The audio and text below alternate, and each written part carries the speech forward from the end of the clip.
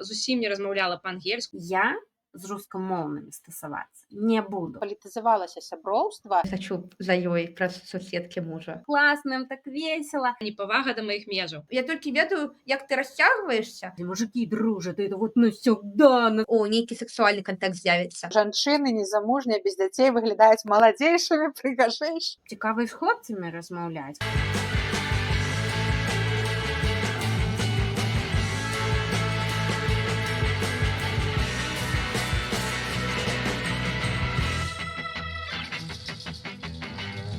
Вітаначкі, сябры, гэта канал Ласкатухі, з вами Воля, Яна, Людміла.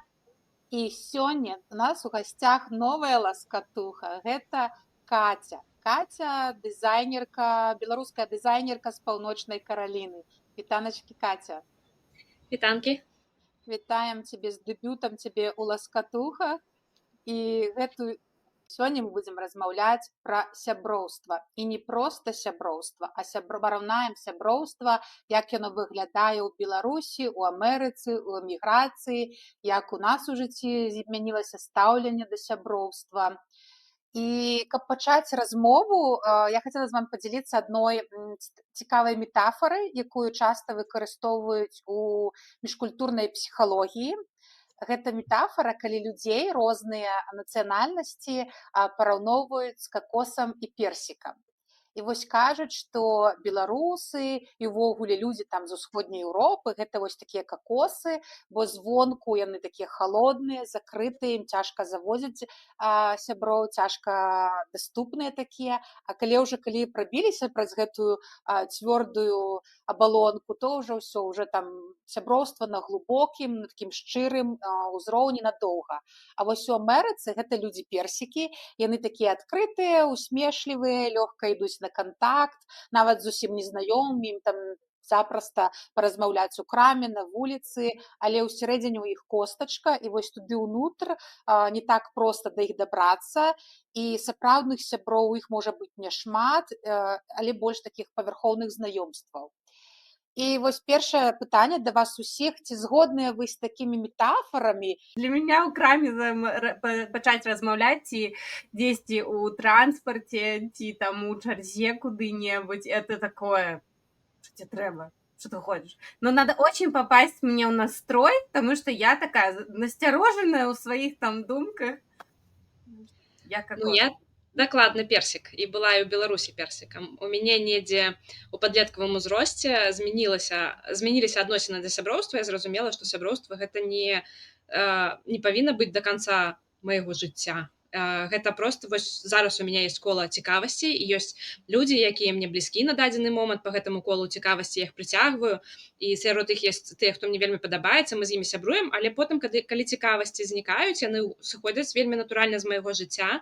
Я там гляджу за іх жыццём праз соцсеткі, я іх вельмі люблю і з цеплынёй успамінаю, але вот так трымацца, каб вось да канца гэта менавіта будзе з маім маладым чалавекам. З ім мы будзем далей усе нашыя цікавасці па жыцці абмяркоўваць і за імі глядзець.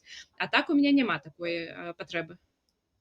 Я таксама згодная з вось такой характарыстыкай, там персік, кокос, беларусаў, амерыканцаў, але сама я не магу сябе. Я думала, што я вось персік, але вось пакуль расказвала Каця, я падумала, што у мяне быццам бы не персік без косткі, я б нават сказала, таму што я вельмі шмат хачу ад сяброўства, я вельмі яго шукаю, і я вельмі адкрытая, і я магу як амерыканец, вось як персік, пагаварыць з кімсьці лёгка, але няма вось гэтай косткі, што а вось на гэта мы гаварыць не будзем, таму што гэта яшчэ рана. Я прыняла ў нейкі момант, што вось быць уразлівай, гэта абавязкова, гэта трэба, калі ты хочаш нешта сапраўднае, шчырае, глыбокае. І я такая, давайте мы прапусцім вось гэтыя маскі і вось гэтыя сціпласці. Нават калі мне гэта аукнецца кепска, і ў мяне былі прыклады, калі сяброўства я адкрытая, а мне не зусім адкрытая, або выкарыстоўвалі гэту адкрытасць не на маю карысць. Мне так, такое бывае, такое будзе, гэта кошт за нейкае іншае сяброўства, якое сапраўды было і ёсць.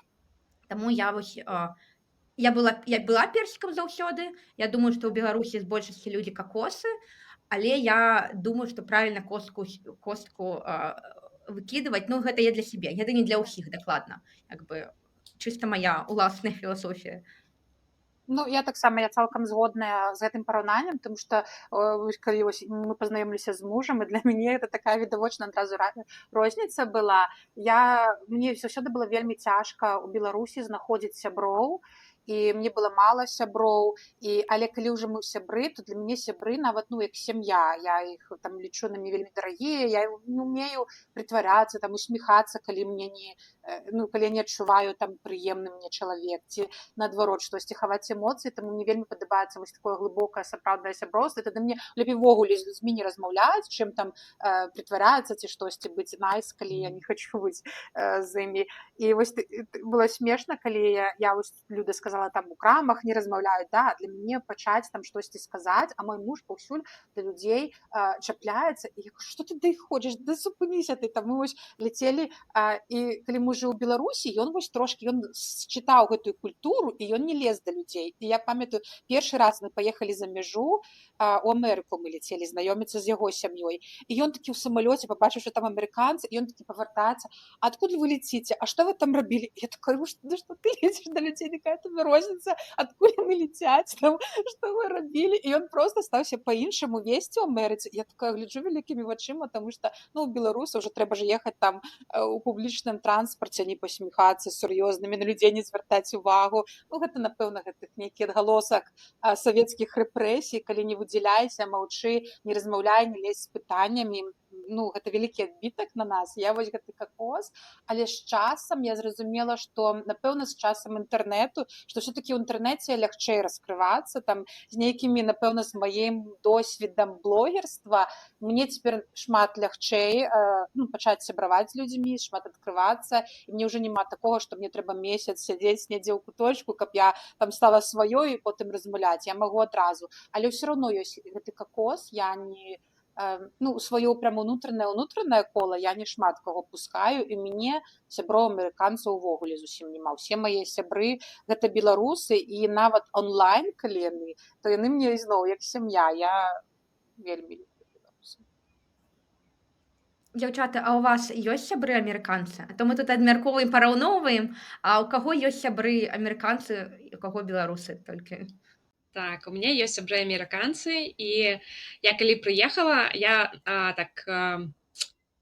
я прыехала, я тут не одна, і я з сям'ёй, і мне беларусаў хапала вакол мяне, з кім я магла там пагутарыць на розныя тэмы, але мне вельмі было цікава, чым жывуць людзі тут. І я пайшла працаваць у кавярню, і праз працу я там сустрэла, ну, я так называю сваіх людзей. Ёсць такія людзі, якія табе падабаюцца, і тебе вельмі лёгка з імі быць такой open mind. Мне не са ўсімі лёгка, я са ўсімі магу быць ветлівай, але не open. А з такімі сваімі людзьмі open. І, канешне, я тады толькі прыехала, я зусім не размаўляла па-ангельску, размаўляла жэстамі і з Google перакладчыкам.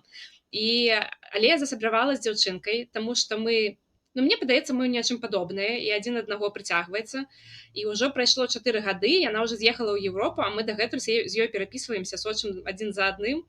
Я не магу сказаць, што гэта такое сяброўства, як у Беларусі прынята, але ў мяне і ў Беларусі такога сяброўства не было. То бок вы адчынены адзін да аднаго і нешта абмяркоўваеце, але не так, калі ў мяне ёсць нейкія тэмы, на якія я не хочу размаўляць, то я могу об этом сказаць, і она не пакрыўдзіцца, і не будзе на мяне ціснуць, не, ну раскажы, і мне гэта вельмі падабаецца.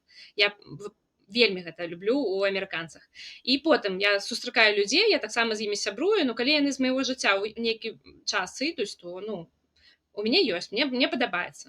А яшчэ заўважыла, што мне вельмі падабаюцца амерыканцы, якія не нарадзіліся ў Амерыке, ці іх радзіцелі імігранты. Гэта вельмі цікавыя людзі, мне так цікава слухаць іх гісторыі. Гэта так робіць мой свет больш шырокім. Ой, я ж правяла рэсёрч, Яна, прям на гэтую тэму за сваіх сяброў, усіх імігрантаў тут і сяброў з Беларусі. Пазапытвала на гэтую тэму, бо сяброўства, па-першае, не знаю, вот такое мікрапытанне, ці падзяляе хто-то з вас сяброўства, як вот гэта сябра, гэты лепшы сябра, Гэта прыяцель, гэта знаёмы і кагосьці такой.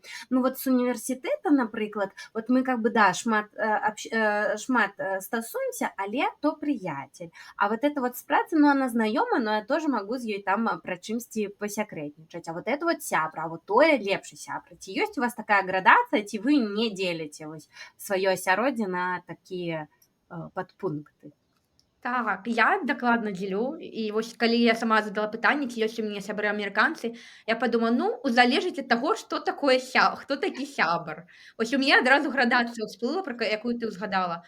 Таму што, ну, як бы сябар, як прыяцель, як калега, як сусед, як не ведаю, з мінулага там з універсітэта сяброўства. Ну, я не ведаю, гэта для мяне вось сяброўства, але на ўзроўні знаёмы, прыяцель. Зараз у мяне няма вось такіх сяброў сапраўдных вось амерыканцаў. І нават раней у мяне я цягнулася таксама да людзей, якія вось імігранты, або яны прыехалі сюды чамусьці. У мяне вось з мексіканцамі, з іранцамі нейкі кантакт быў. А вось з амерыканцамі і эмігрантамі у мяне хутчэй як сяброўства прыяцельскае. Калегі, то бок, ну так, можна сказаць, штосьці яны ж скажуць, як яны пабавілі час там некалі на выходных, могуць падзяліцца нейкім сакрэтам, але адчуваецца, што гэта, ну, не такое. Па-рознаму мы як быццам бы ўспрымаем сяброўства. Няма быццам бы такое адчуванне, у мяне патрэбы у іх у сяброўстве.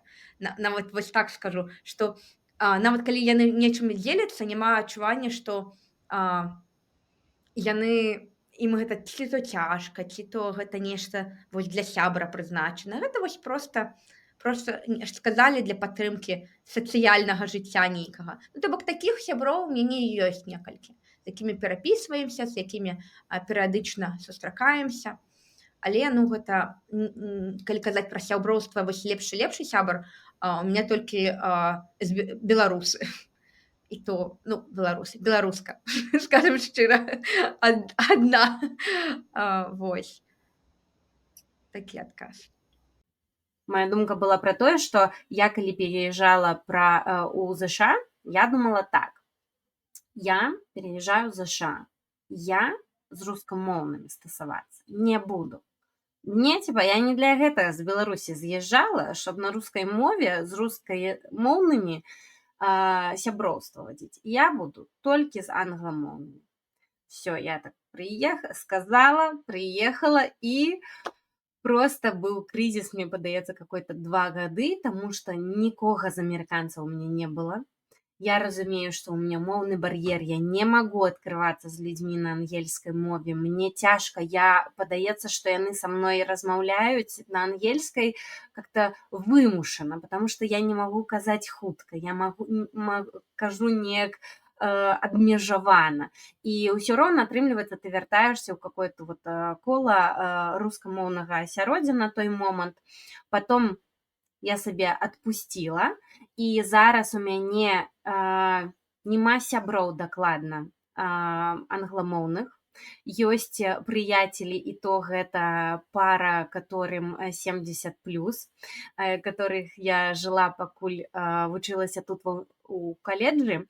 І я зразумела, што з англамоўнымі, вось, которые амерыканцы народжаныя тут ужо у колькім пакаленні, што быццам бы мы з імі па зацікаўленасцям, ну вось ніяк. Я іх не адчуваю як людзей, быццам бы яны мяне не считывают таксама. Чаму вот з гэтымі парай 70-гадовымі пенсіянерамі больш-менш какой-то ёсць контакт? Мне падалося, што мне з імі больш комфортна, таму што яны разумеюць кантэкст. Бо маладыя амерыканцы, з которымі ты сустракаешься і пытаешься завесці нейкія сувязі, размаўляеш, ёсць адчуванне, што гэта вот яны народжаныя ў вялікай краіне, і яны накіраваныя на ўнутраныя нейкія зацікаўленасці, ўнутраныя тэмы, ім падаецца, магчыма, вось як мне сяброўка з Расіі сказала, што она заўважае у такіх маладых амерыканцах мысленне як у расейцаў, што ім падаецца, што яны і іх краіна пуп зямлі. І вот какие-то імперыялістычныя таксама думкі, словы, ідэі дзесьці вітаюць у паветры. І вось я гэта заўважаю, што з маладымі не магу трымаць кантэкст, таму што мне падаецца, яны проста настолькі несвядомыя, што ў міры адбываецца па-за межамі краіны или адбывалось. То есть какие-то историю какую-то обмерковать. Я не могу. Какие-то там геаграфічныя тэмы паднімаеш или люди таксама не ведают нідзе Албанія, нідзе Каір, нідзе какая-нибудь Нигерия, и какое там Иран, Ирак, Афганистан, что там где, я уже как бы... Вот. И просто тяжко. А с этими американцами, которые 70+, как-то яны больш вот ведаюць гэтага бэкграунда, гэтага гісторыі, палітычных событий нейкіх, навін. И вот з імі как-то вот абмяркоўваеш, и такой, а вы вот ведаеце там, як Аляска адышла до США, и как-то вось можна пагутарыць з імі. И таму адказ няма ў мяне таксама сяброў, і я адпусціла гэты момант, і зараз нават не працую ў гэтым накірунку і не пытаюсь завесці сабе сяброў амерыканцаў, ёсць суседзі какие-то, і мы вот з імі стасуемся, калі дзеці гуляюць, і на гэтым сканчваем адносіны. А я хацела зрабіць такую я заўважыла, што у мяне няма там лепшых сяброў ці не лепшых, але ёсць людзі, якія мне больш падабаюцца, я з імі трымаю бліжэйшую дыстанцыю, а з кімсьці трымаю больш далёкую.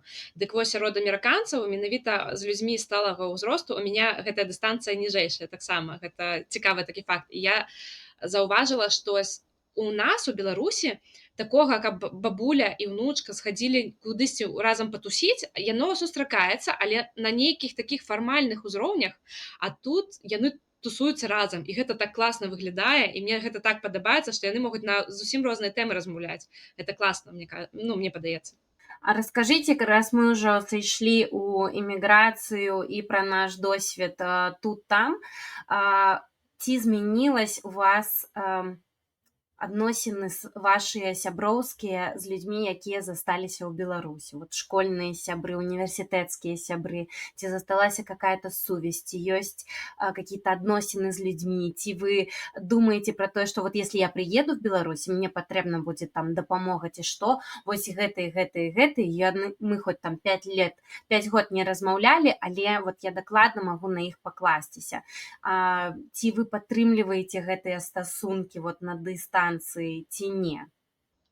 Мне яшчэ падаецца, у мяне з узростам вельмі палітызавалася сяброўства, і я стала больш прынцыповай, і ёсць людзі, з якімі я ніколі не буду сябрамі, і калі з гэтымі людзьмі ў мяне не супадаюць маральныя каштоўнасці. І вось ёсць такое, што, напрыклад, там той жа мой муж кажа, што да, мы там можам адрознівацца ў гэтым, але гэта ўсё роўна мой сябра, таму што ў яго павярхоўнаснае сяброўства.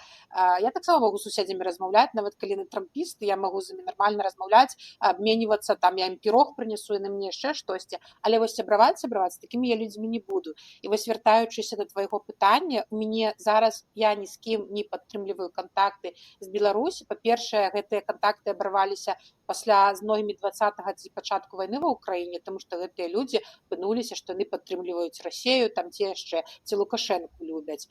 А з кімсьці з сяброў, я думаю, што калі стане Беларусь вольнай, я вярнуся, у меня ёсць такія сябры, якія мы 5 гадоў не размаўляем, але я прыйду для іх, у нас будуць цёплыя адносіны, але зараз я дзеля іх бяспекі, я не пішу ім і не размаўляю з імі. І гэта, конечно, мяне, часткова траўмуе, што няма вось гэтай сувязі, таму што я вось дагэтуль казала, што да, я там лічу беларусаў зараз онлайн-сябрамі, але гэта онлайн-сябры. У мяне няма офлайн-сяброў, вось такіх лепшых, добрых, якія былі ў Беларусі, што мы ездзілі да адзін аднаго госці, хадзілі разам на каву, там тэлефанавалі кожны дзень. Тут такіх няма, нягледзячы на тое, што ёсць вельмі добрыя людзі, якім я магу там адкрыць душу, там і ўсё самае, што мне набалела, я напішу гэтаму чалавеку. І вось цікава, ці можна гэта лічыць вось такім сяброўствам онлайн, як оно было офлайн.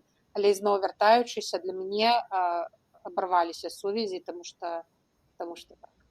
У меня я часам сябе адчуваю як яшчарка, якая адкідвае хвост, але сочыць за гэтым хвастом праз соцсеткі.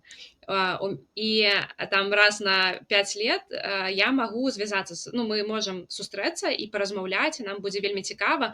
То бок гэта не так, што зусім разрываюцца адносіны, але такая штодзённая руціна, яна, канешне, вельмі розная ў нас. І большасць з маіх сяброў таксама зараз у нейкай эміграцыі, з тымі, што ў Беларусі я таксама вельмі асцярожна кантактую, каб у іх не было ніякіх праблем.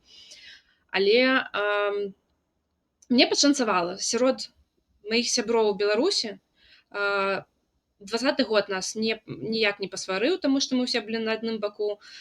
Потым там раз'ехаліся, зараз праходзім нейкія падобныя сітуацыі ў розных краінах. Але тут з сяброў амерыканцаў у мяне здарылася такая штука, што частка іх падтрымала Трампаў, і мы больш мне вельмі цяжка зараз з імі мець стасункі.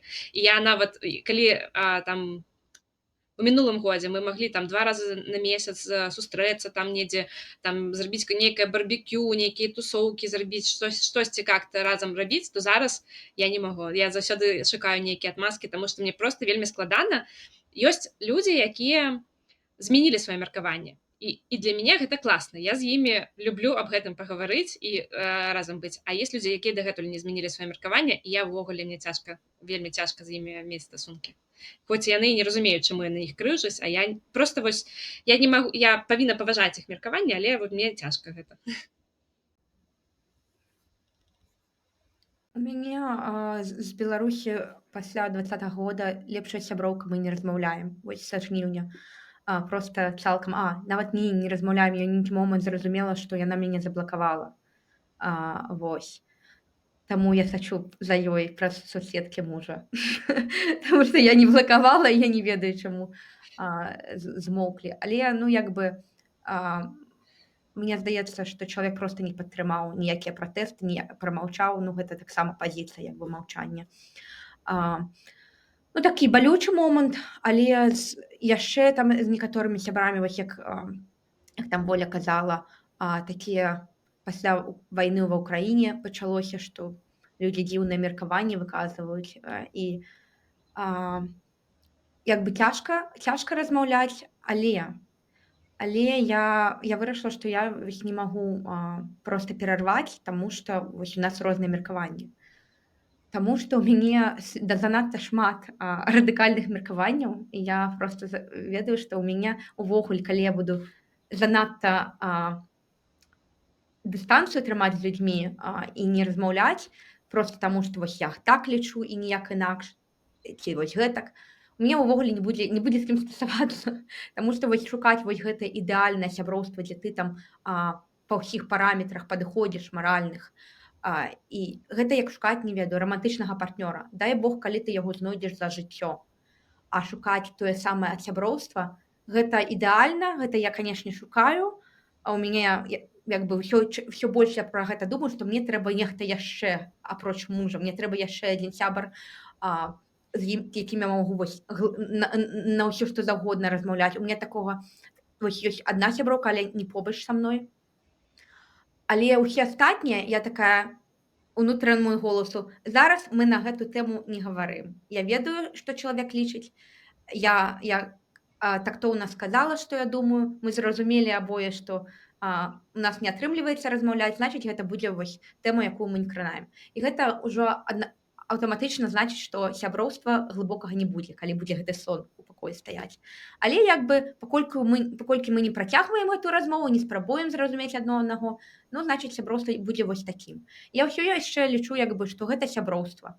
Таму што, а як інакш? Вось калі там казаць пра Беларусь, Украіну, зразумелыя пазіцыі там у нас, вось, у нашай суполцы. Што казаць там, не ведаю, пра Палесціну, Ізраіль. Што я адсекаю людзей, якія там за Ізраіль ці за Палесціну на розных баках. Мне цяжка абарваць сувязі з пэўнымі людзьмі. Што казаць там пра веганства, мясаедства. Мне тут таксама даволі жорсткі маральны кодэкс. Я не магу проста адрэзаць людзей, таму што вось яны проста не дайшлі. Я проста разумею, што кожны ідзе сваім шляхам. Я, можа, дайшла, а можа, я не дайшла да таго ўзроўня разумення. Можа, мы проста не дамовіліся, недастаткова было часу паразмаўляць, проста данесці сваю пазіцыю.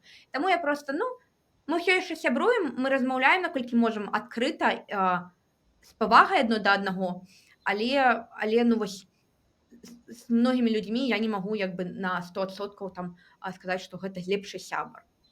Але ўсё роўна лічу, што гэта сяброўства. Шмат па якіх іншых параметрах мы адкрыты і ўсё яшчэ можам весці, не ведаю, плённую гутарку, якая дапамагае ці ўзбагачае жыццё аднаго ці іншага. Вось. Яна, у меня до тебя пытанне. А у тебя ёсць брат ці сестра? Так. А якія ў тебя стасункі з імі?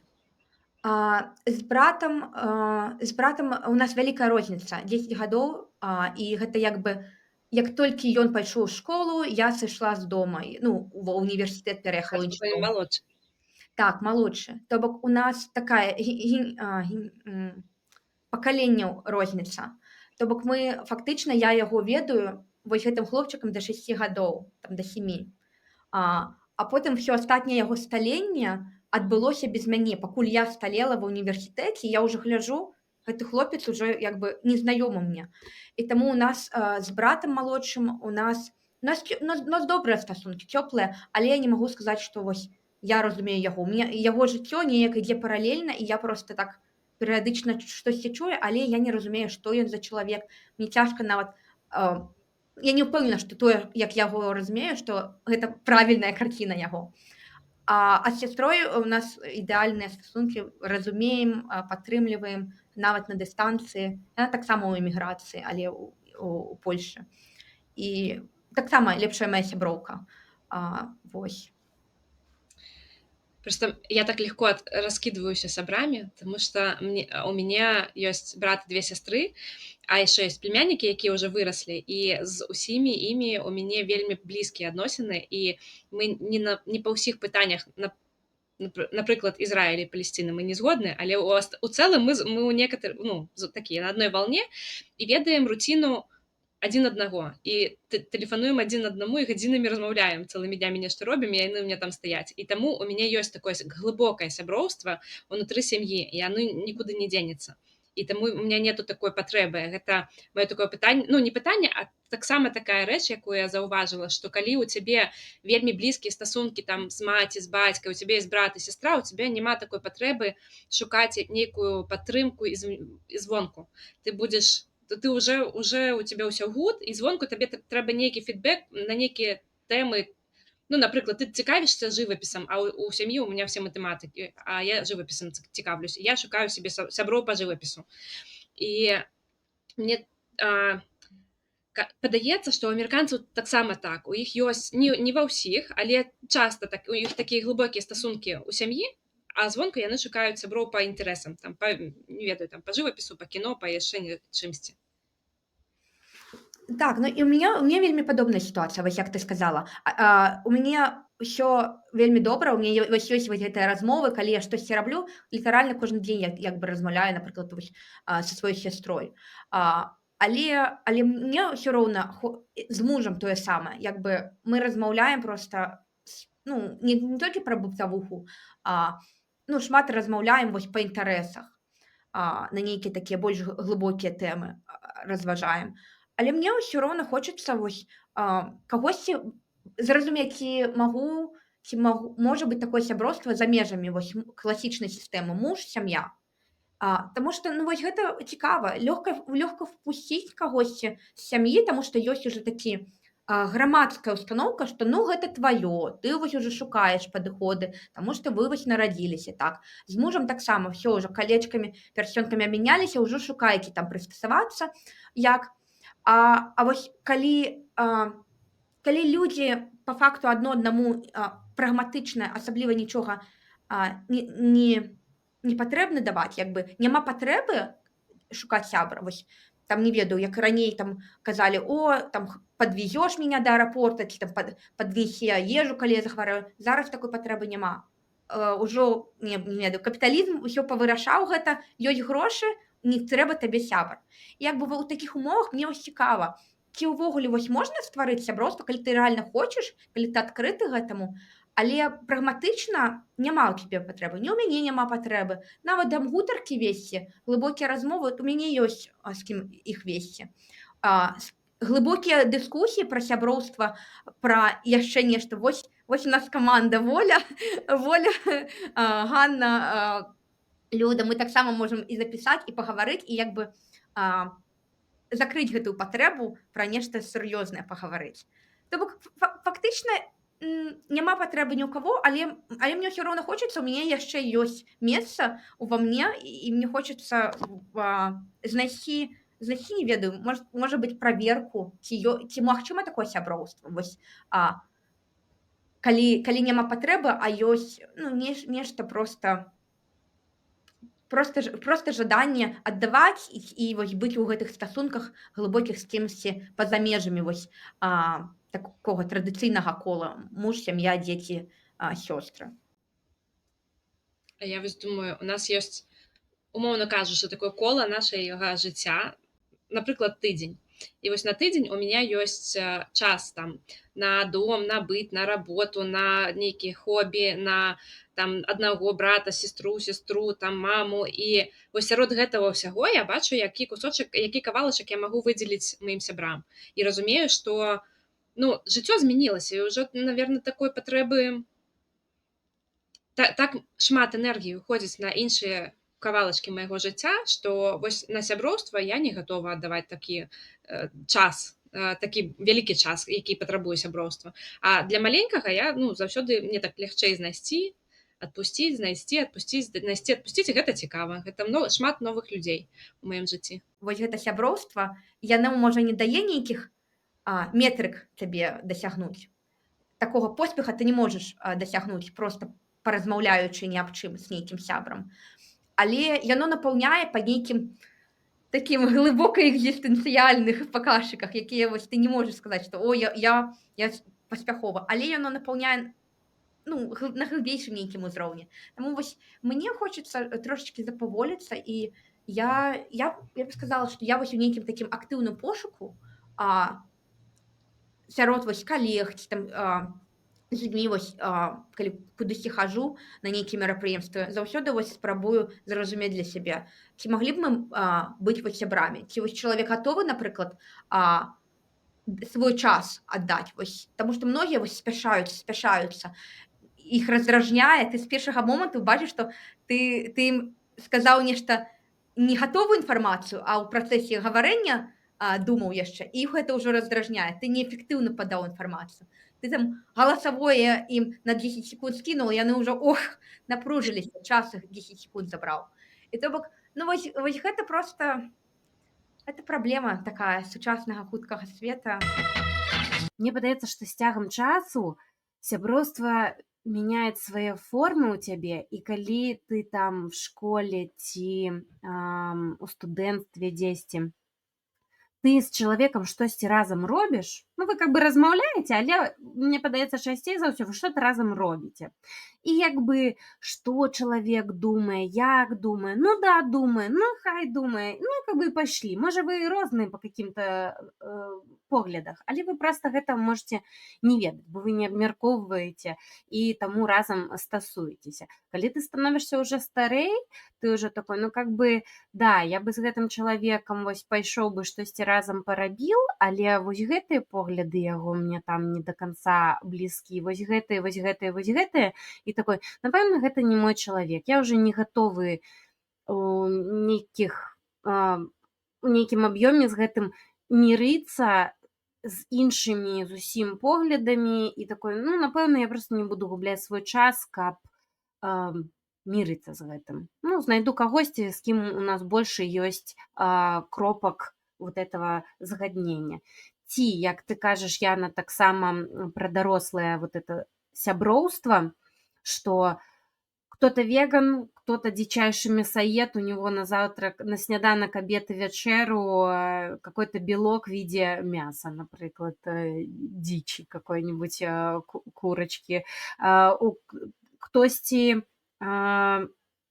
умоўна, дэмакраты, хтосьці рэспубліканцы, хтосьці вообще увогуле трэція, хтосьці за прапалестынскіх, хто-то праізраільскіх, хтосьці там проліберальны, хтосьці больш кансерватыўны.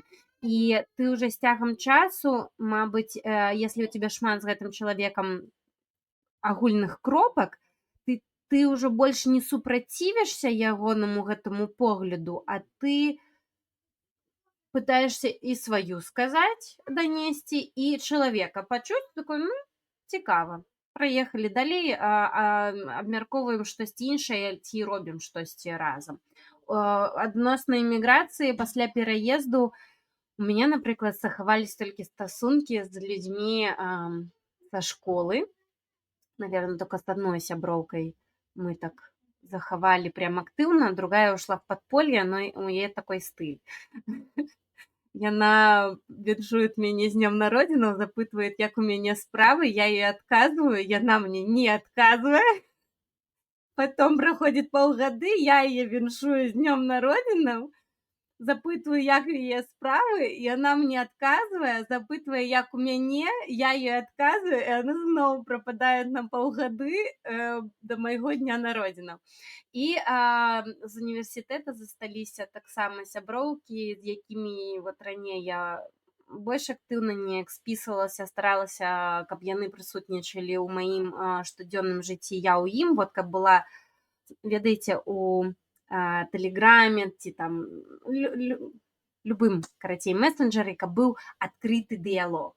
То бок, я тебе что-то напишу, через 3 гадзіны ты мне адкажаш, я что-то тебе ў адказ, через 3 гадзіны ты мне зноў, і у вас такая быццам бы несканчаемая бясконцая перапіска, вы як бы вось у гэтых стасунках. Было шмат, але з цягам часу, вот асабліва калі яшчэ ўнутры краіны, я ведаю, вот і Яна, і Воля, вы переязджалі дакладна з аднаго места ў ЗША ў іншае место ЗША. Ты быццам бы ў адным месца ў ЗША уже трошечки знайшоў каких-то людзей, ты переязджаеш у іншае место ЗША, і у тебя атрымліваецца яшчэ одна миграция.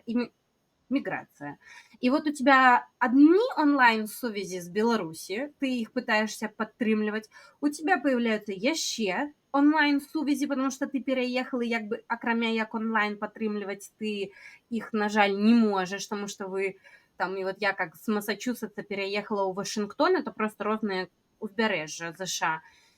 И ты такой уже тут сидишь у сваім Вашингтоне, і такой думаеш, а як мне выдаткаваць час, каб падтрымліваць усе гэтыя онлайн-стасункі?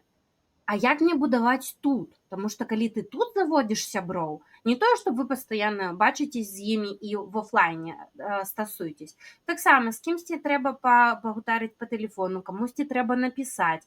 І тоже. І там вот этих перапісак сиди и только отказывай на имейл и секретарем себя таким аташе, пресс-аташе себе отчуваешь, потому что постоянно с кем-то переписываешь. И это так само напруживает. И я запытала у своих сябровок, а як вы робите? Вот вы пытаетесь, я просто начала отчувать, что вот гэтыя стасунки ў Беларусі, я вельмі люблю своих сябровок, яны меняются, я меняюсь, я бы хотела ведаць, что у их жыцці адбываецца. Яны вельмі дрэнна ведут социальные сетки. Па іх, на жаль, не можна за імі как-то там сачыць і разумець, што адбываецца ў іх жыцці. І таму трэба прымаць рашэнне. Ці ты ставіш гэта на паузу і не намагаешься перапісвацца з беларускімі сябрамі, бо з бостонскімі я уже таксама перестала, таму што просто вот што рабіць. І сяброўка адна сказала, она кажа, я зразумела для сябе, я з яе вельмі згадзілася, што она прыярытызавала офлайн тут і зараз сяброўства. То бок, вот тут і зараз мне патрэбны людзі, з которыми я могу выйсці на вуліцу, з которыми я могу сходить в каву, которым я тут в онлайн режиме могу потэліць і что-то сказаць, аб чымсьці попросить, чымсьці подзяліцца. То бок няма ніякага яшчэ часового гэпа, часовой розніцы. І што вот вкладвацца вось у гэтыя адносіны. А как бы тыя, которые астатнія, вельмі рэдка проста сохраняць з гэтымі людзьмі нейкія цёплыя стасункі такія. Былі хорошыя людзі ў мяне ў жыцці, я ім вельмі рада, але аддаваць на гэта энергію і рэсурс немагчыма, таму што шмат усяго навокал. Раней просто людзі тэлефанавалі, там гадзінамі былі гэтыя мемы, калі там жанчыны па гадзіне сядзяць на тэлефонах і распавядаюць адзін аднаму пра жыццё. Зараз такога гэта адпадае, таму што я паглядзела сторыз Яны, ну і ўсё, я ведаю, што яна сёння рабіла, мне не трэба яе тэлефанаваць, яна мне будзе распавядаць. А вось я схадзіла ў трэнажорку, прыгатавала вось гэта, таму што я ўжо ўсё гэта паглядзела, да. Як вось у Амерыцы, у Беларусі мяняецца час бавіць? Вось у Амерыцы ж кажуць там, напрыклад, што ось там трэба патэлефанаваць за тыдзень, там нельга вось так проста прыйсці, ці там па-іншаму яны, хто за каго плаціць, па-іншаму нейкія там гатуюць. Вось як вы лічыце вось праводзіць час у Амерыцы, у Беларусі з сябрамі, наколькі ён розны? Ну, у мяне ўсё так. Як у Беларусі было, я загадзя нешта рыхтавала, і я заўсёды яшчэ... У мяне ёсць такі пункцік, што трэба зрабіць дэкор, трэба зрабіць атмасферу. Напрыклад, мы з дзяўчынкамі хацім разам сесть, паразмаўляць там нешта. Я гэта ўжо называю дзяўчачнік і раблю там нейкія прыгожанькія рэчы, там нейк святло прыгожа стаўлю, яшчэ нешта. Кажу, што адзець, каб мы там разам... Ну, каб была зацікаўленасць ва ўсіх да гэтага. І ты не проста прыйшоў такі, я ўстаў, і вось сёння я раскажу, як я ўстаў. А калі ты яшчэ нешта падрыхтаваўся, як ты падрыхтаваўся, Карацей, у мяне такая штука была ў Беларусі, і тут ёсць, і нічога не змянілася. Я люблю рыхтавацца да сустрэч, я люблю нешта выдумляць цікавае, каб мы не проста адзін на аднаго смотрелі, глядзелі, а нешта яшчэ рабілі. І тут я таксама гэта раблю, але мне падаецца, што тут я гэта раблю менш. Неяк, ведаеце, на кожнага інтраверта знойдзецца свой экстраверт, і вось мой партнёр, ён экстраверт, і на яго фоне мне хочацца так гэта ўсё... Ён шмат гуляе, і яму гэта падабаецца. І мы з ім дамовіліся, так, ты гуляеш, я ў гэты час дома адна і прыходжу ў сябе. А потым раблю нейкую такую вечарыну, і куды мы там усіх завём, і тады ў нас такі баланс з'яўляецца, і мне дастаткова, і яму класна. І у мяне нічога не змянілася. І вось так, такі же распарадак і ў Беларусі быў. Я ўсё загадзя усіх папярэджвала, збірала спісы, хто прыйдзе, хто не прыйдзе, хто што прынясе. І тут таксама. Можа, таму што я паці-мейкер. Люблю рабіць паці. Я таксама люблю паці рабіць. Я калі кагосьці запрашаю, дык гэта вось падрыхтоўка загадзя ідзе. Але я не лічу гэта, што гэта пра сяброўства. Я не ведаю чаму. Гэта пра нейкія...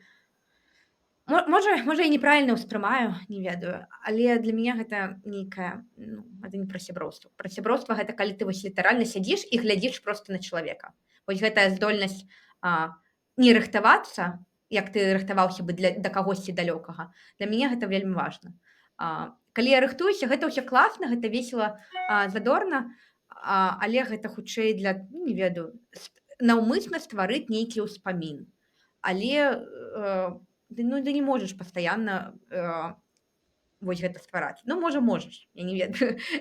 Я не магу, я там, напрыклад, не ведаю, Вялікдзень нешта стварылі разам, цудоўна, всем спадабалася, мне спадабалася і рыхтавацца, і само мерапрыемства запрасіць сяброў, але агулам, гэта не зусім для мяне, што адбылося нешта сяброўскае. Гэта адбылося, мне захацелася арганізаваць, вам захацелася паўдзельнічаць. Я б такім же самым поспехам, не ведаю, магла б зрабіць камьюніці-івент і запрасіць суседзяў, не ведаю. Напрыклад, калі заязджаеш у новы дом, ты ж робіш там нейкі такі камьюніці-івент. Таксама прыемна, ўсім камфортна. Але ці гэта стварыла нешта такое сяброўскае? Можа, стварыла, можа, я не так ствараю івенты, але, я не ведаю. Мне здаецца, у Амерыкі вось ёсць жаданне ствараць нейкія івенты, і няма не такое погляд, як зараз сказала, што сябры могуць і проста сядзець і нічога не рабіць разам. Вось у Амерыкі, мне здаецца, менавіта вось погляд, які вось Каця, ты прапанавала, што нешта ствараць загадзя, і у мяне вось мяне калі запрашаюць вось сяброўкі, ну, прыяцельніцы, гэта менавіта такое вось. Штосьці здараецца, мы сустракаемся. Калі мы там каву хочам папіць, мы вельмі загадзя пачынаем гатавацца да гэтай кавы, там потым пераносім, там ну, выбачаемся, што там ой, мы спазняемся дзеці, ну, то бок ёсць час, вось мы ўжо дамовіліся 3 тыдні таму. І мяне, шчыра кажучы, гэта ўсё напружвае часам, што ну, ўсё прыемна, канешне, стварыць успамін, але ўжо занадта ўсё рэгламентавана, можа, не трэба рыхтавацца, можа проста нічога не рыхтаваць і сустрэцца вось зараз ты можаш, давай. Вось гэта пра сяброўства. У Амерыкі, мне здаецца, гэта ну, як дзівачка, калі я такое скажу. Гэта я разумею вось да той сяброўкі, з якой мы там сустракаемся на каву і плануем сустрэчу на каву там. І калі ну, я не магу сказаць, але я скажу, ну не, ну ты ж разумееш, што трэба падрыхтавацца, трэба там дамовіцца, проста так, ну як гэта. Ну то бок мне здаецца, гэта нейкая культурная, ну можа не культурная, асабістая, вось, но розныя людзі і ў Амерыцы бываюць жа. Мне здаецца, з большасцю ў Амерыкі вось падрыхтавацца, нешта спланаваць і зрабіць нармалёвую такую, каб было чым ганарыцца ад гэтай сустрэчы. Ну, мяне ў Беларусі вельмі напружвала, калі хтосьці прыходзіў у госці просто так пагрукаў, типа вітанкі, давай мы прыйшлі да цябе на каву. Ну не тое, што кожны раз мяне гэта напружвала, но мяне гэта больш напружвала. І для мяне гэта нейкая такая непавага да маіх межаў. Ну, а я вельмі люблю свае межы. І мне падаецца, што ў беларусаў беларусы больш паважаюць межы адзін аднаго, чым расейцы. Расейцы ўвогуле не ведаюць, што гэта такое, яны такія заходзяць у твою хату як у сваю, і я гэта вельмі не люблю. І мне у Беларусі такое пасяброўства з людзьмі, якія ты мне сябра, але ну ёсць усё ж такі дыстанцыя. Яна заўсёды нейкая ёсць. І калі мы ее прыбіраем, мы павінны аб гэтым дамовіцца. Ну неяк. І мне тут камфортней у ЗША ў гэтым сэнсе.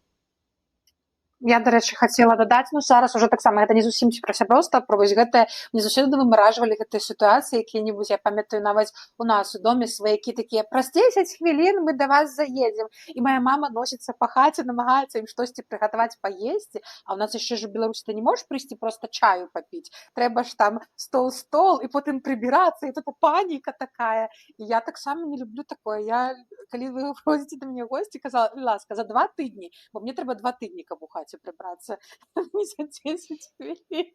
Я не люблю спонтаннага. Спонтанна можна, ну, в принципе, на шпацер паклікаць. Вот давай сёння у парку вечара. Ну, давай, як бы. А калі вы ў госці, то калі ласачка, это загадзя.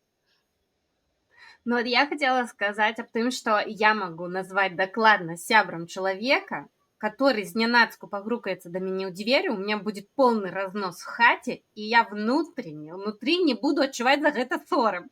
Вот если такое есть, что я не отчуваю сором за то, что у меня не идеальная квартира, это звоночек от тым, что это сябра. 1000%, Люда. Пра сябра ў Беларусі у мяне было такое, што заўсёды шмат людзей, мы заўсёды што-то з імі рабілі разам. І вот я зразумела з цягам часа, што збліжае людзей. Или, можа, я дзе-то прачытала, што збліжае людзей. Гэта час, праведзены разам. Это не толькі размовы, але яшчэ эмоцыі, сабыцця, нейкія здарэнні, якія вы пражываеце разам. Это па-іншаму называецца сумесна пражытыя эмоцыі, і гэта адносна і не толькі сяброў, але таксама нашай сям'і. Чаму часам з бацькамі ці там з братамі, з сёстрамі у нас может быть неплотные какие-то якостные такие моцные стасунки, потому что мы разам только дома сустракаемся. Ну, максимум, типа, на дачу разам з'ездзім ці да бабулі. А надо разнастайнае. Таму у нейкі пэўны момант пачынаеш, ну, я пачала звяртаць на гэта ўвагу, і з людзьмі, которые мне важна, оказываться ў розных сітуацыях. Не только калі мы прыйшлі вось на агульную тусовку, і мы там тусім, размаўляем, і падаецца, што мы такія класныя, нам так весела, але пражываць розныя эмоцыі. Пайсці дзесьці ў хайк, дзесьці схадзіць адзін на адзін на каву, дзесьці з дзецьмі сустрэцца, дзесьці парамі сустрэцца, дзесьці, вот как Катя кажаш, то, што людзі у Амерыцы ёсць такое, што дзяўчаты прыходзяць, яны ідуць лепіць штосьці з гліны, ідуць там маляваць какие-то малюнкі, вот эти арт-класы, там sip and paint, напрыклад, ці не ведаю, разам на йогу ідуць, напрыклад. Гэта ўсё ж такі не только пра да камон, што мы не можам з табой пасидзець ды проста паразмаўляць адзін з адным па душах, гэта яшчэ пра тое, што вы будуеце больш крепкие вот эти моцныя сувязі паміж сабой, пражываючы розны досвед. Ты бачыш, как чалавек расцягваецца на ковріке, і ты ўжо трошачкі больш пачынаеш пра яго разумець, пра ягоны бэкграунд, там пабачыш, што ён там з лёгкасцю робіць якую-то асану, і у тебя ўжо такое пытанне: а ты там раптоўна, у тебя такая растяжка добрая, адкуль? І тут высвятляецца, што чалавек: я там гімнастыкай, балетам танцаваў, займаўся ў дзяцінстве, я проста не было как-то моманту, каб аб гэтым падзяліцца, расказаць, напрыклад. Таму сумесныя паходы, сумесныя тусовкі дзесьці, штосьці рабіць разам. Таксама, вось як Катя кажа, вельмі люблю штосьці атмасфернае рабіць з дзяўчатамі, ці калі сем'ямі мы збіраемся. Таксама гэта прыемна, ўсё ж такі для нас, для людзей важна, мне падаецца, важна, чтобы паўнавартасна так атрымаць какую-то эмоцыю, успамін, чтобы гэта была візуальна запоминалось, аудыальна запоминалось, пожадана тактыльна запоминалось. Ну, это вот наши, там, напрыклад, абдымкі, калі мы з сябрамі сустракаемся, каб какойсьці яшчэ пах быў. И если вот это вот засетапленная, подготовленная вечарына закрывает вот эти все пунктики, то мы просто максимум атрымліваем эмоцыі ад гэтай сустрэчы і можем нават надалей з гэтымі людзьмі, которыми там сустрэліся, паспрабаваць пабудаваць какие-то больш цесныя сувязі. Але таксама заметила са сваіх усіх стасунках, што если ты з чалавекам стасуешься, вот мы чацвяром з вами сустрэліся тут, сустрэліся там, схадзілі разам у хайк, схадзілі ў кавярню, увечары там на боулінг кудысьці, там памалявалі, і пастаянна чацвёркай такой я не адчуваю у выніку сувязі з гэтымі людзьмі, если нема індывідуальных перапісак. Раней мне падавалася, што или мы сябруем утраёх, ну, у меня так в школе было, или мы утраёх постоянно, а если пачынаецца вот это, а мы з ёй размаўлялі адзін на адзін, а мы з ёй сустракаліся адзін на адзін, я адчувала нейкае предательство. Как один на один? Мы же утраёх, мы же команда. Але з цягам часу разумею, што вот эти вот стасункі кампаніямі, яны робяць мнімае такое несапраўднае быццам бы адчуванне, што вы сябры. Бо калі нема вот этих адзін на адзін сустрэч, адзін на адзін размоў, як Яна кажа, гэта все палетит. Скончыцца, хтосьці з гэтага чатика выйдет, і гэты чатик может разлететься. У меня так было не один раз, і я разумею, что если я в гэтым чатику, я гляджу, что якой у меня аб'ём працы, з кім мне трэба яшчэ адзін на адзін сустрэцца, і я вам скажу, что нават у першыя разы просто дыскамфорт. Ты такой: я сустрэну з ёй адзін на адзін, а аб чым мы будзем размаўляць? А мне будет комфортно с ёй на один на один, а может ёй будет со мной не так весело, вот як с той сяброўкой, которые там з нашей компании. И вот такие думки у голове нараджаются, и я прям адчуваю, як я себе цягну, так, а нет, мне трэба з ёй адзін на адзін сустрэцца, иначе у нас не будзе з ёй стасункаў, а толькі будет вот у гэтым агульным чатику і агульнай гэтай нашай суполцы. Банальна, але вось баланс трэба шукаць і вось гэтымі арганізаванымі сустрэчамі і вось гэтымі сустрэчамі, калі ты проста прыходзіш і табе не сорамна за пакой. Таму што і мне здаецца, я вось бачу нейкі перагіб у Амерыкі, вось гэтыя сустрэчы. Мы на танцы схадзілі разам, мы на боулінг схадзілі разам. А калі мы будзем проста вось ты прыйдзеш і нічога мы не падрыхтуем, такога няма. І мяне гэта напружвае. І сітуацыя, вось якую там Воля сказала, мне таксама гэта напружвае, калі табе прыйдуць там праз 10 хвілін, а я, можа, не хацела, вось мне ўжо занадта вось гэтых без падрыхтоўкі, мне ўжо хочацца нешта арганізаваць. Мне не хапае вось гэтых нейкіх самесна пражытых іншых эмоцый. То бок быццам бы і тое не падабаецца. Мне здаецца, вось баланса гэтага трэба. Каб і без падрыхтоўкі да цябе маглі зайсці, але нейкі патрэбны момант, калі гэта не кожны дзень і калі табе у вас сапраўды стасункі, што табе не сорамна, чалавек нічога не скажа, што ой, чаму у цябе тут не даглядзела. Таму што гэта ўвогуле не сяброўства нейкае. Ну вось і таго мусіць хапаць. Мне вельмі спадабалася, вось як ты сказала, што не толькі ў сяброўстве, нават у сям'і трэба дадаткова нешта ствараць, каб былі нейкія ўспаміны адрозныя ад бытавухі. Але ў сям'і няма праблемы з бытавухай, яе не можа быць мала. А вось у сяброўстве, асабліва як я бачу са свайго досведа, ёсць можа лёгка скласці сітуацыя, што вы толькі ходзіце на мерапрыемства. Сёння вось у нас танцы там у горадзе, пойдзем на танцы, пойдзем. Мы схадзілі на танцы. Потым мы арганізавалі такі за месяц наперад сустрэчу ў кавярні, дзе мы там сіп і малявалі. І такі думаеш, ну мы толькі і робім, я як бы цябе не ведаю. Я толькі ведаю, як ты расцягваешся і як ты танцуеш і як ты малюеш. Вось праз гэтыя арганізаваныя рэчы. Таму, ну, як бы, баланс. Пра арганізацыю вось такіх паці я вельмі люблю вогнішча.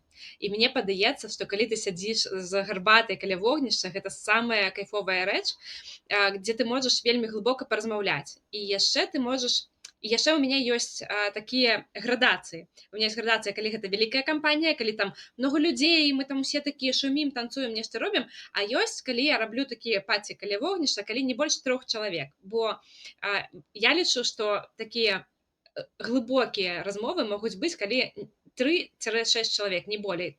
Болей ўжо ўсё, ўжо зашмат меркаванняў. І я такое таксама раблю, але утульна было каля вогнішча, мне трэба ліхтарыкі павесіць, трэба там сёе зрабіць, а потом мы садзімся і размаўляем, і без музыкі, без усяго, што можа перашкаджаць.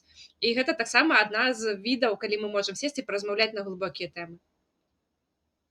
Нават з сям'ёй, і нават з парнем маім мы робім сабе спатканне, і трэба прыкласці намаганне, трэба падрыхтавацца, трэба павесіць ліхтарыкі. Ну, таму што калі вы проста селі друг на друга, паглядзелі са смачнай ежай, гэта не тое для мяне. Мне падаецца, трэба вось асознанна так зрабіць, свядома, што гэта спатканне, і мы да яго рыхтуемся, там нараджаемся, там нешта робім, ну, таму што гэта спатканне, гэта цікава для мяне.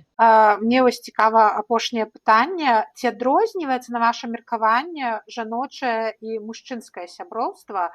Таму што ёсць такі існуе стэрэатып, што вось мы пра яго Люда, падаецца, якісьці гутарках казала, што вось у жаночых калектывах там адны вось гэтыя змеі, кобры, і яны не сябруюць, адна адной падлянкі робяць, там мужоў уводзяць і гэтак далей, а вось у мужчынаў такія сапраўднае сяброўства.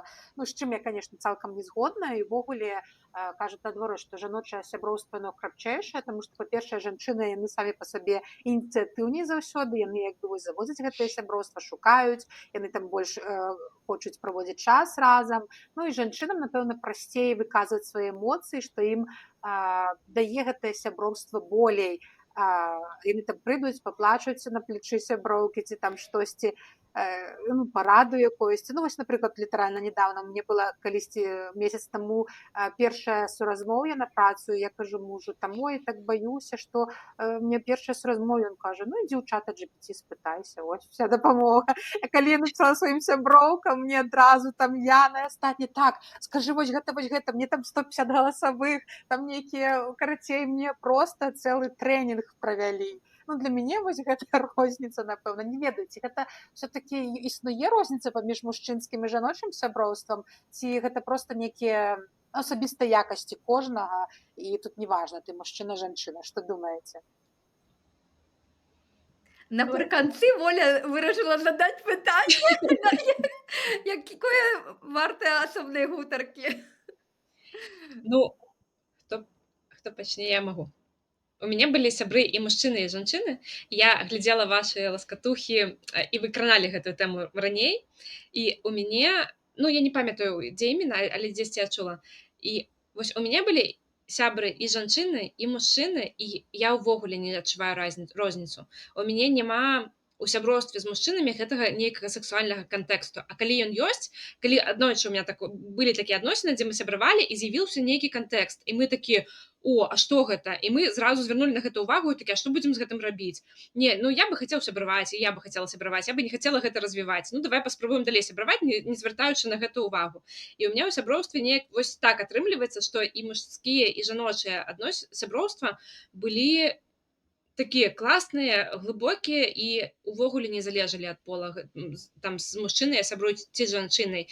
І аднолькава глыбокія і ты былі. І сярод жанчын я не веру ў гэтую історыю, што жаночага сяброўства не бывае. Не, там таксама вельмі глыбокія ёсць рэчы, якія мужчынам не зразумець, таму што проста у іх такога няма. Ну, у меня я это бінарная ў гэтым сэнсе, сябрую з усімі. Мне здаецца, што яно магчыма, але яго вось жанчыне з мужчынай складаней праз вось гэтыя сацыяльныя канструкты пабудаваць. Я вось думаю, вось калі я проста захачу пачаць нейкае сяброўства з чалавекам, і вось гэты момант, які ты сказала, што о, нейкі сексуальны кантэкст з'явіцца, ну, вельмі цяжка не ведаю, пераадолець не ў сэнсе, што выстаяць, а ну, ён бы як бы штосьці стварае не тое для сяброўства. Можа гэта можна пераадолець, але не кожныя стасункі, не кожныя асобы гэта вытрымаюць. Там нават вось паплакацца пра штосьці. Вось я ўяўляю, там я паплачуся, абдыму сябра, а ў яго там штосьці проста ў гэты момант праскочыць думка. Вось проста мімалётная фантазія.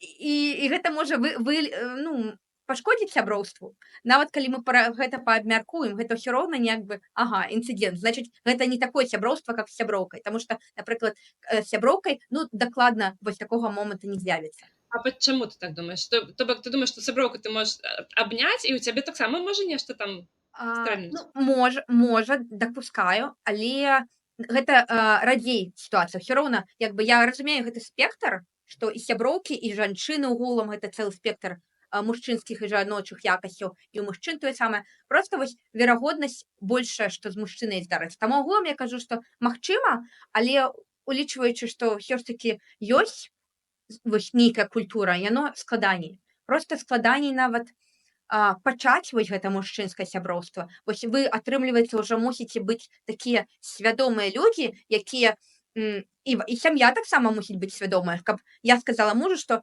я пайду у кавярню з калегам. Ён сябар. Тут уже трэба, каб мы ўсе разумелі, былі столькі прасвятлёныя, што гэта рэальна проста сяброўства.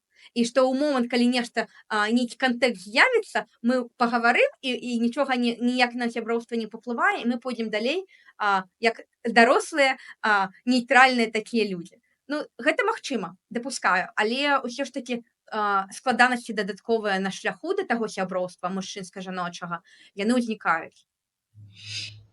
Я так зразумела, што Воля менавіта запытвала не столькі, сколькі мы сябруем з мужчынамі, как бы мы уже самі, а параўнанне мужчынскага 1 на 1 і жаночага 1 на 1 сяброўства, ці вот это вот, что если мужики дружат, это вот навсегда, назаўсёды, что вот вы, если в армии вы прослужили, то вы там до конца жыцця будете такими сябрами, что один за одного горой, а жанчыны, яны типа постоянно там не только працоўны калектыў, але увогуле як бы жаночае сяброўства, что яно такое, типа похихикать там, сходить разом помаляваць, там сходить разом на йогу, а так яно не серьезное, бо вы приходите домой, а ты знаешь, что у Светки, да она спит, вот это вот все остатнее, что ты са спиной сваёй быццам бы сяброўкі ідзеш і пра яе сплетнічаеш, напрыклад, там, не знаю, свайму мужу или какой-то другой сяброўкі. Ты сходила с одной один на один на сустрэчу, пришла домой,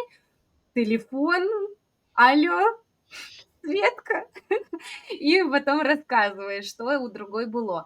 Але мне падаецца, што гэта не зусім праўда адносна дарослага нейкага жыцця. Можа, для кагосьці гэта з'яўляецца нормай. Каб мы ж все людзі разныя, хтосьці любіць пасплетнічаць, а камусьці гэта брыдка. Камусьці ён такой... Вот у меня была сяброўка, о, не была, но у меня есть. В сэнсе таго, што мы сидели дзесьці в кампаніі, і одна дзяўчына подняла пытанне такие: ой, вы бачили Аню, а у нее ж она вообще зеленая, она ж не спить, ей же надо там как-то вот, як можно ей дапамагчы. Ну, там, что, дзяўчына с детьми, вот, и все дела.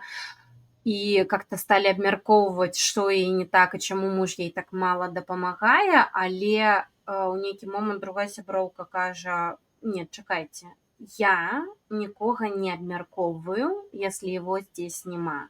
Я сама ни с кім нікога не абмяркоўваю, і я не хочу знаходзіцца у кампаніі і ў моманце, дзе кагосьці абмяркоўваюць. Давайте так, или я зараз выходжу, а вы даабмяркоўваеце, или мы ўсе разам прыпыняем гэтую размову пра гэтую дзяўчыну, которой тут няма. Я разумею, што вы аб яе клапоціцесь і хочаце абмеркаваць, як ёй дапамагчы, але это ўсё роўна нейкі ўзровень сплетнічства, тому што яе тут няма. Я тады так уразілася, але зразумела, спачатку такая: да што тут такого, мы ж не казалі, што яна там нейкая непрыгожая ці карявая, ці там горе-маць. Мы ж там дапамагчы ёй хацелі, але ўсё роўна. Мне так пакруціла гэтую думку ў галаве і згадзілася з ёй, і зараз таксама стараюся яе прытрымлівацца ў размовах, дзе бы то ні было. Таму мне падаецца, што гэта стэрэатып проста высочайшага ўзроўню аб тым, што жанчыны адзін аб адным сплетнічаюць, а у мужчин такая крепкая сяброўства, тому что, напрыклад, у моего мужа была ситуация, мы уже уехали в эмиграцию, все, была группа хлопчукоў, которые вось яны вучыліся разам, дзесьці потом працавалі разам, і пасля універа уже, карацей, у іх жыццё 10 год сяброўства. І тут раптам ён памірае. Ему 28 год было, по-моему, 28, может 30, нет, 30 было. І ён памірае. І аказваецца, што ён памірае не ад самагубства, ён памірае ад хваробы. Хвароба, что-то там з жалудкам было, з поджелудочной железой, падаецца, звязана, але яна не наступае. Тая хвароба, которая у яе была, она не наступае, типа, ось бац, і наступила. Это не тромб у него оторвался. Да гэтага вели пэўныя ягоныя дзеянні і ўчынкі. І яму, пэўна, панкрэатыт у него был, вось. І прямо апошняя стадыя панкрэатыту, там все вельмі жорстка і цяжка выратаваць чалавека, если ён уже наступіў. І яму павінна было балець. У яго павінны былі быць ужо як бы нейкія ступені, бо у яго была 4-я, то бок 1-я, 2-я, 3-я, она не маглі прайсці безбалезненна. І я да мужа такая: а як? А мне такое: мы не зналі. І сябры ў Менску такі: мы не зналі, што ў яго гэтая хвароба. Ён не казаў, што яму штосьці баліць. Как, блин, вы сябравалі, если вы не знали, что у вашего сябра такая хвароба, у яго такая беда. Ён, типа, разумны хлопец, все, ён падбухивал. І как бы ўсе гэтым згадзіліся, і ніхто не паднімаў гэтае пытанне, ніхто не запытваў, як ты і што ты. Ну, у нас так не прынята. У нас так не прынята. Вось хлопцы не дзеляцца сваімі хваробамі, сваімі балячкамі, сваімі промахамі, сваімі недахопамі. Хлопцы, мужики не дзеляцца. І ты такой: как? І вот зараз уже ў ЗША ёсць такія сябры сям'і і ўжо сябры адзін на адзін у мужа, дзе ребята ўсё ж таки ўжо больш ідуць в какую-то эмпатыю. Мне падаецца, гэта звязана менавіта з эмпатыяй.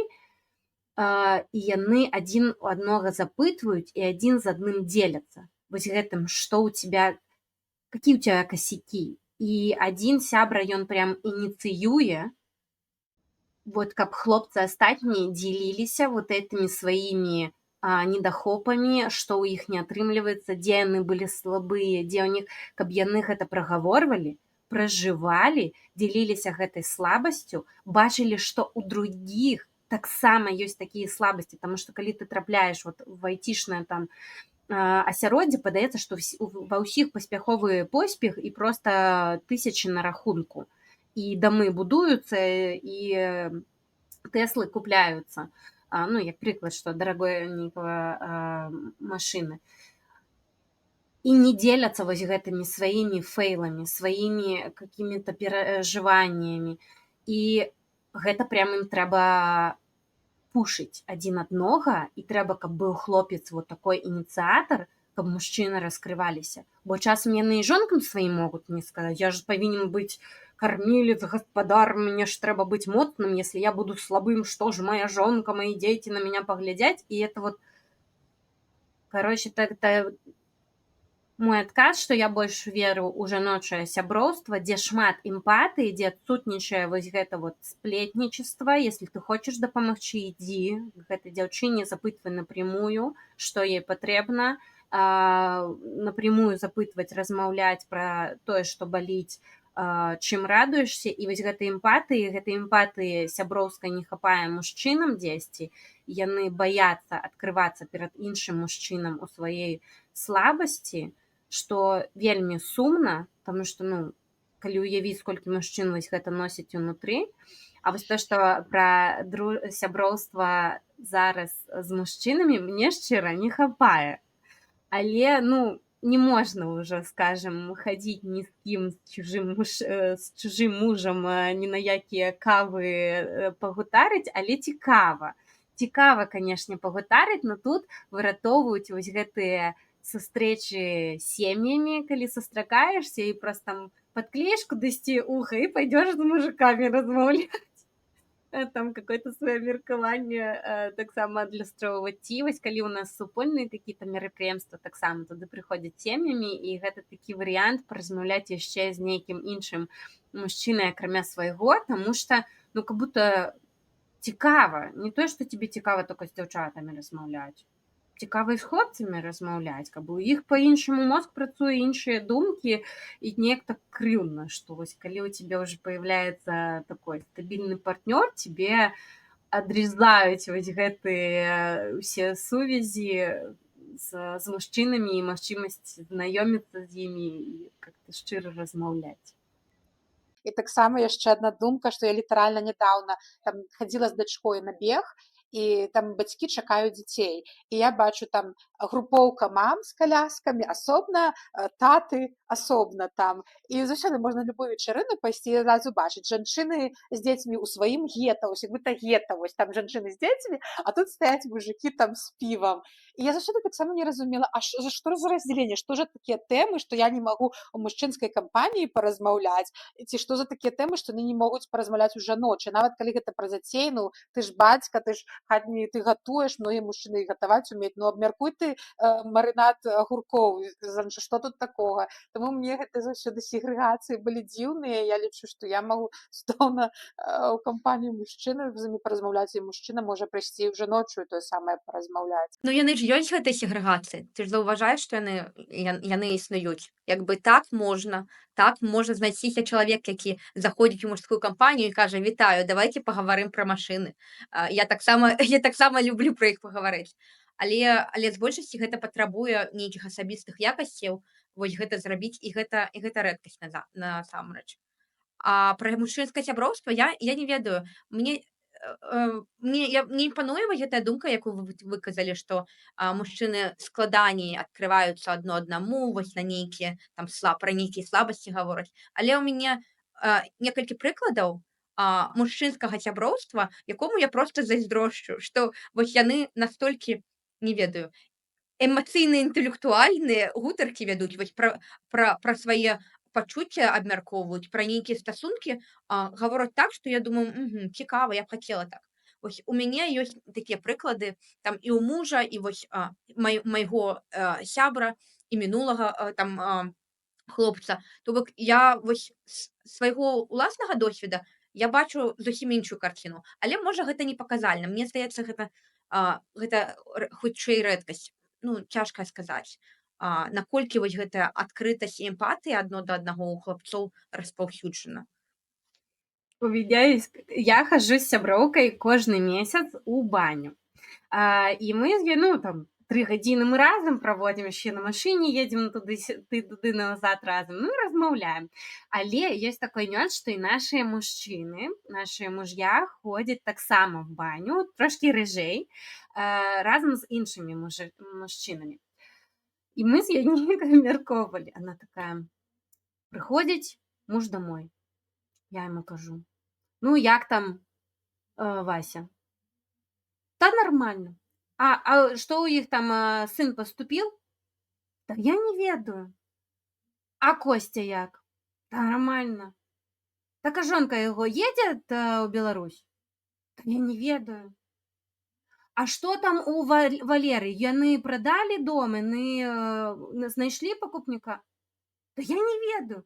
Так што вы размаўлялі там вообще на сваёй бані? Нічога не абмеркавалі, у аднаго сына, другого дом. Што брата? Чым размаўлялі? Ну, мы там с пацанамі размаўлялі, ну, там то сё. І вот тое, пра што ты кажаш, што ты зайздросціш, я чую, як мой муж размаўляе таксама з сябрам сваім, і яны абмяркоўваюць космос, вселенную, какие-то там темы такие. И он со мной так ніколі не размаўляе на такие темы. Там просто существо... Я даже не... Меня просто... Ну да, мабуть, он со мной не размаўляе, потому что я просто на такие темы нават ніколі не думала, у меня няма ніякіх вет на іх. Настолькі абстракцыённыя, абстракцыя, да? Яны вось размаўляюць, але таксама звязаны как бы с людьми, стасункамі тебя ў гэтым свеце. Але яны супер абстрактныя. І яны вось сканчваюць размаўляць, і я такая: так а як Егорка? Як у яго з працай? А з дзяўчынай што? То яны разам ці разышліся? Я не спрашиваю, што вы размаўлялі, аб чым вы размаўлялі? З аднаго боку, як бы зайздросна, што яны паднімаюць такія тэмы, аб якіх я, ну, было таксама цікава паразмаўляць, і паразважаць, і падумаць, і пачуць чыёсьці меркаванні, і какие-то там даведацца чагосьці. Але з іншага боку, у чалавека можа там все рушыцца, а ён і в дэпрэсіі, напрыклад, а отвлекается тым вот гэтымі стороннімі размовамі. І вот какой-то баланс, вот не ведаю. Ну, не зусім. Не такога кшталту цікавыя гутаркі, а менавіта гутаркі, вось як ты кажаш, а як там Егорка? І то бок Егорку расказалі ўсё, што здаралася з Егоркай, прааналізавалі сітуацыі, размовы з Егоркай, пераказалі іх, і ну, то бок больш менавіта, ну, пра сябе. Я вось успамінаю, як там калі мы пазнаёміліся з мужам, і потым я даведалася, як яны абмяркоўвалі сябрам мяне, то бок гэта было не такое, што ён не ведаў пра мяне. Калі я яго сустрэла, ён ведаў кожнае слово, якое я сказала падчас сустрэчы. То бок, ну, гэта значыць, што яны абмяркоўвалі ўсё, і як яна падумала, і як паглядзела. Ну, вось пра гэта ўзровень зайздросці. Таму што з майго боку, як я абмяркоўвала, я ж памятаю, гэта было такое: не ведаю, як бы, ну, ён старэйшы, і адразу як бы сябе стрымлівала, таму што я не магла сказаць, ну, як бы, што я ўвогуле там з гэтым мужчынай, які старэйшы за мяне, там нешта ўжо пачалося. То бок я пажэй сказала ўвогуле з сяброўкай. Значыць, хто больш адкрыты у сяброўстве? Ну, то бок у мяне вось такія прыклады ёсць. Але не ведаю, наколькі гэта распаўсюджана. Вось яшчэ у тэму, і не зусім у тэму, пра тое, што людзі дзеляцца, вось амерыканцы і беларусы, наколькі асабістым дзеляцца. Я заўважыла, што з амерыканцамі яны так лёгка дзеляцца нейкімі асабістымі рэчамі, якія я раскажу толькі сябрам, напрыклад, там мы там на танцах, акрамя там выходзім з мамамі на танцы, і калі чакаем дзяцей, там, ну, звычайна размаўляем там пра нейкія касцюмы, абмяркоўваем, ну, штосьці такое зусім датычна менавіта танцаў дзяцей. Але некаторыя мамы могуць зайсці і кажуць там: мой стрыечны брат вось сёння прыехаў, прывёз жонку з Кітая, і давай там всю гісторыю.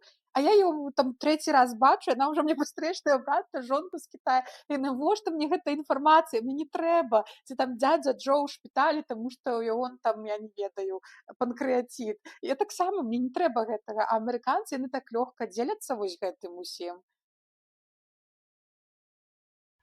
Я хотела запытаць, вот як вам падаецца, ну, Катя, канешне, самая маладуха з нас, но можа будзе што дадаць. Як вам падаецца, з цягам часу цяжэй ці лягчэй заводзіць сяброў? Ці ёсць жаданне ўвогуле заводзіць гэтых сяброў? Вот не тое, што зараз ты шукаеш, а вот увогуле вот па вашым назіранням, па вашым адчуванню, можа, па вашым бацькам. Да, карацей, вось у гэтым пытанне, як вы лічыце, з цягам часу нам трэба сябры, не трэба сябры, лягчэй іх завадзіць ці цяжэй? Ну, я не молодейшая, я просто без детей. Пашачка ўсё А, пацвярджае, што жанчыны незамужнія без дзяцей выглядаюць маладзейшымі, прыгажэйшымі, шчаслівейшымі. Мне падаецца, ну, опять-таки праз мой досвед. У мяне вельмі такія шчырыя адносіны з сястрой, з братам, і калі у маім жыцці нешта там адбываецца, я вось там сустрэла кагосьці, і я з імі магу з братам там з аднаго боку, з сястрой з другога боку, з дачкой сястры з трэцяга боку абмеркаваць у дэталях усё. І калі я ўжо прыведу кагосьці знаёміцца ў сям'ю, сям'я будзе ўсё пра яго ведаць.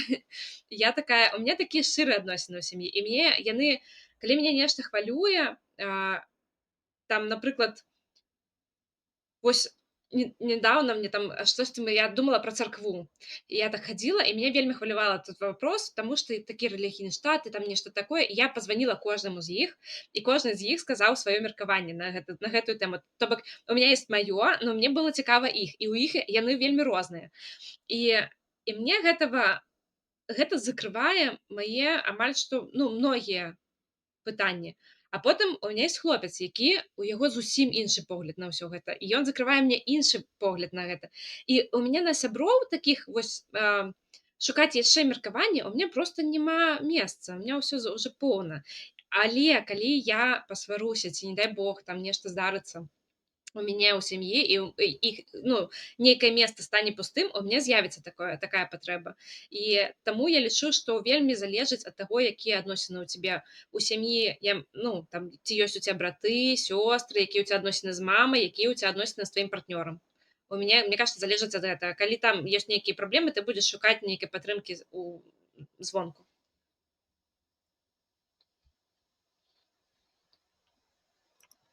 Мне падаецца, у мяне, калі параўноўваць з узростам, у маладосці ў цябе больш магчымасцей заводзіць сяброў. Не то што жаданне больш, а больш магчымасцей. Калі ты там не замужам, у цябе няма дзяцей, напрыклад, ты навучаешся ў універсітэце, ну ты столькі людзей сустракаеш там на нейкіх на лекцыях, на студэнцкіх вечарынах, на канцэртах, ну то бок цябе выбар сяброў вось такі там. Ты пайшоў на новую працу таксама, вось у цябе сябры, а пасля працы ты бяжыш там таксама ці ў клуб, ці ў нейкі там на канцэрт, ці штосьці.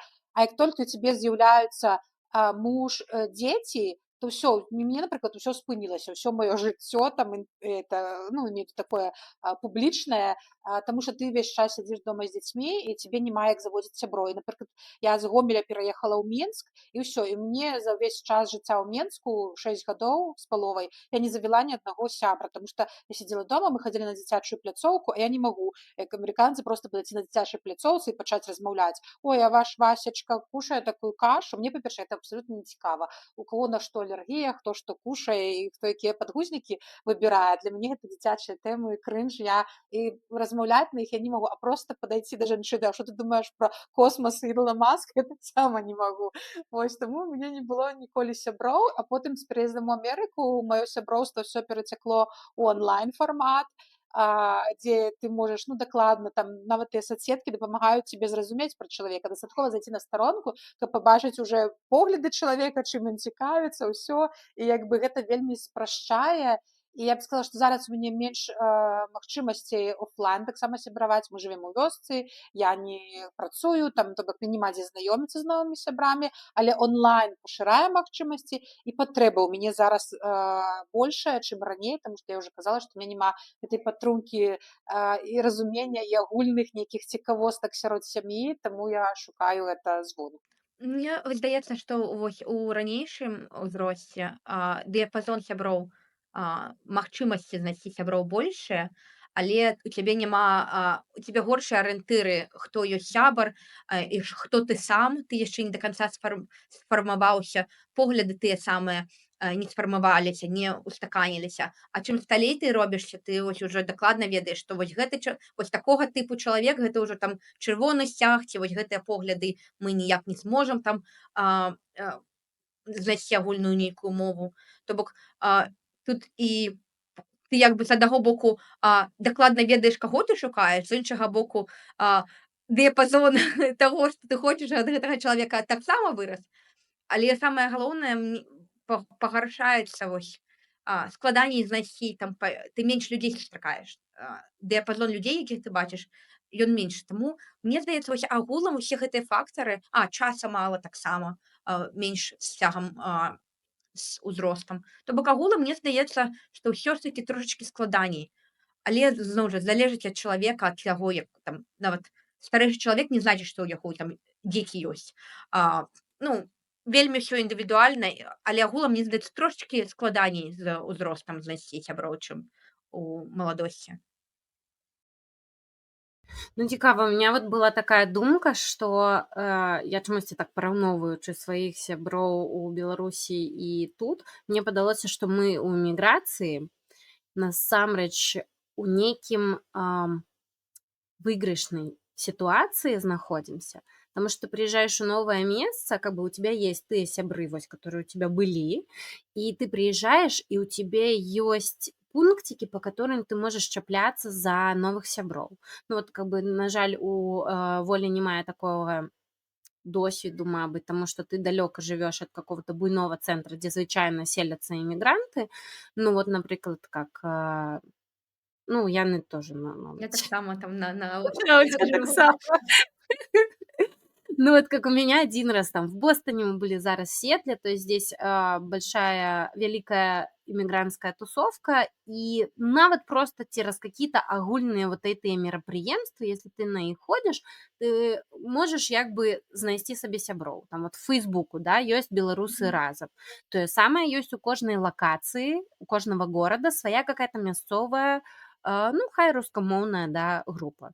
Ужо ёсць і беларускамоўныя групы, то бок і краінамоўныя, і армянамоўныя. Карацей, ты можаш знайсці людзей как бы па розных зацікаўленасцях з сабой і з такім пахожым бэкграўндам, падобным, як у цябе. А вот калі глядзіш на сяброў, которые засталіся ў Менску, то вот как будто скончыўся універ і всё. На працы неяк людзі не моцна хацяць таксама стасавацца так па-за межамі працы. Таксама ўсё ж такі, як і здесь у США, у меня не атрымалася ні з кім мець прям стасункі з працы, которые перараслі у жыццёвыя. Вы прям там в жыцці такія сустракаецесь. Ну, праца это праца. Вот. Мы там можем на абед разам схадзіць, патрындзець, пахіхікаць і гэтак далей.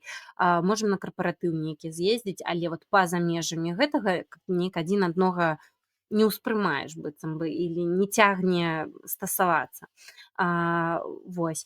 Таму у Беларусі у ребят тое самае, только у іх, падаецца, не мае вось гэтых эмігранцкіх груп, гэтых на Фейсбуку, дзе яны могуць таксама неяк адзін з адным пазнаёміцца і стасавацца і гуртавацца.